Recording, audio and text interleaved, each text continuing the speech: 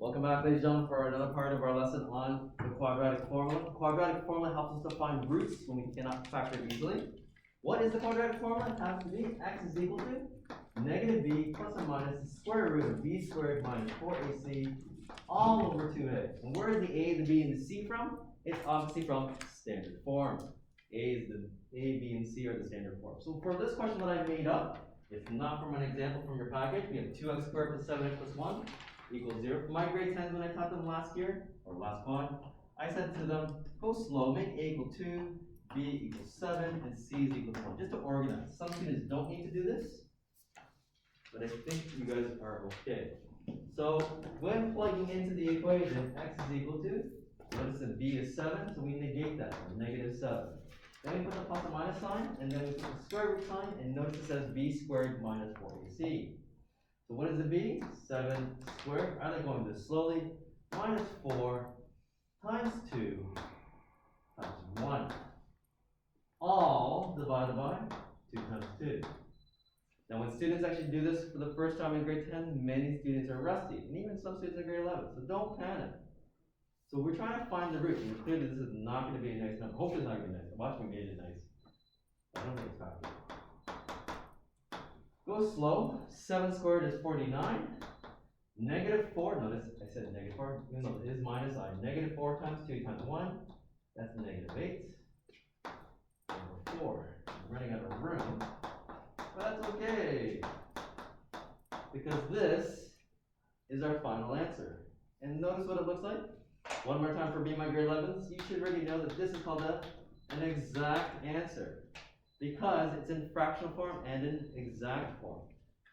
If you really want to know, tell me what the roots are, I kid you not, the first root is negative 7 plus root 41 over 4. What's the other roots?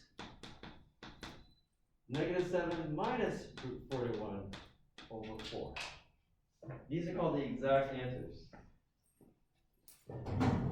If I wanted the approximate answers, why would you want to know the approximate answers? Well, the approximate answers are usually useful when we have word problems. And notice some of you are looking at the list.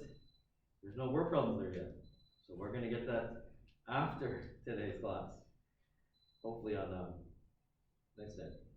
So let me just make sure I can do my calculator. Negative 7 plus the square root of 41. Take that answer, I don't care what it is, divide by 4. This is approximately, we'll use blue chalk if that's okay. We get approximately, I'll put a dot there, negative 0.1492. It keeps on going. These are not nice. How about this one? Negative 7 minus the square root of 41 divided by 4. That's negative 3.3507. Keep on going. Let's pause here for a second for any questions. And again, these answers in blue, these are called the approximate answers. So it actually requires some more practice. The common mistake is some students actually forget that this is all over 2a. Right? Sometimes they only just do the 2a under this, or the 2a under the negative b, and they make that mistake. Any questions from the class?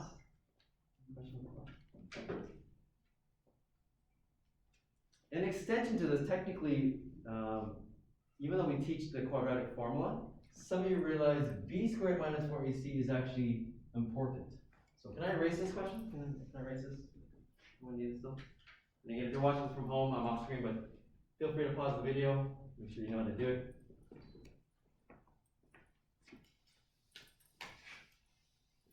An extension concept related to the quadratic formula, and it's actually in Mr. O's handout. I'll leave the link there if that's okay. Is this idea called the discriminant? What's the discriminant? D is equal to b squared minus 4ac. And it's really a check to see how many real roots we have. In other words, notice what we're going to see. When the discriminant is greater than 0, notice the inequalities, we have 2 real roots. Not just 2 roots, 2 real roots. What is real? Real numbers. They could be decimals, they could be fractions, they can be irrational, right? But they're real. When the discriminant is equal to 0, we have 1 real root. That's what you were taught in grade 10. In grade 11, 7, we call it 2 by identical roots.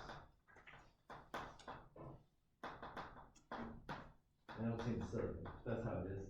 The last one is D, and the discriminant is less than 0. We have no real roots. Roots are complex. So let's just do a question that some of you might remember. Okay, let's make one up. Let's just say we have, I don't know, 3x squared minus x plus 7 is equal to 0. And if I ask you, not the quadratic formula, but find the number of roots, technically you're supposed to actually use the discriminant, b squared minus 4ac, to check how many there are going to be.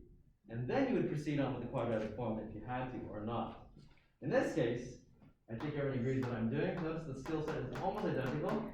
In this example that I made up, 3x squared minus x plus 7, the a is 3, the b is -1, and the c is 7. Some of you are obviously aware that this is not going to work. A lot of you can tell. Plug it into the formula. -1 squared minus 4 times 3 times 7. We got 1 minus, I think this is minus 84. Is that right? I think it shows a better number. What's that? 12 times 7? Yeah, 84. Negative 83. Now somebody's saying, what do I do then? Did I do that right? Is that right? 84? Thanks. Sometimes I go crazy. So what does this negative 83 mean? Well, it's this again. Mr. Chan, this parabola does not cross the x-axis. Before we continue, any question from the class? So if you were to do this question, a lot of you realize, now let's say find the roots, and notice what I'm going to do. Let's say x belongs to complex numbers. Notice what a lot of you would do? Well, the equation that we have is negative b plus or minus, you know what, Mr. Chen? I'll just put it like that. Capital D for the discriminant.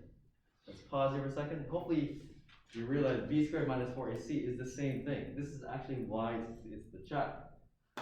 So negative 1 negated is, well, we'll just put it in. We already did the math, and then 2 times 3, right? So negative of negative of positive.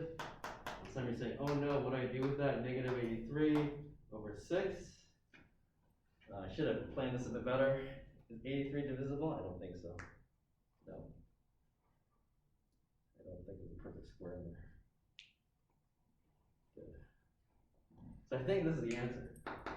1 plus or minus root 83i over 6. You see what I did there? A lot of you know that we've dealt with complex numbers from our Unit 2 test. Any questions from the class? So I just made up 2 examples related to quadratic formula. Any questions at all? Let's stop this recording then.